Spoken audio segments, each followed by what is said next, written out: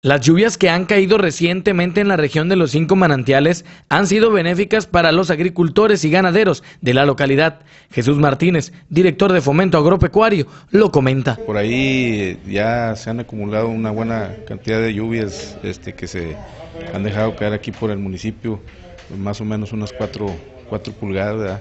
Variable, ¿verdad? Pero más o menos registro así un promedio de 4 pulgadas. Estos, bueno, pues van a tener beneficios importantes para todas las áreas de siembra que bueno, se acaban de establecer en el ciclo de primavera-verano, como sorgo forrajero, ¿verdad? Y algunas praderas que por ahí se establecieron. Y bueno, esta precipitación que cayó, pues los va a llevar al primer corte de forraje, ¿verdad? De sorgo forrajero. La situación ya estaba crítica, ¿verdad? Pues todos sabemos que del año pasado no llovió pues nada, ¿verdad?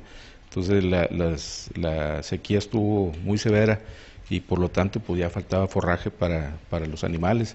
Entonces mucha gente estuvo vendiendo, ¿verdad? De los animales flacos y bueno, se hicieron de ello, pero pues para que el resto sobreviviera. Esta es información de los 5 manantiales para Supermedios.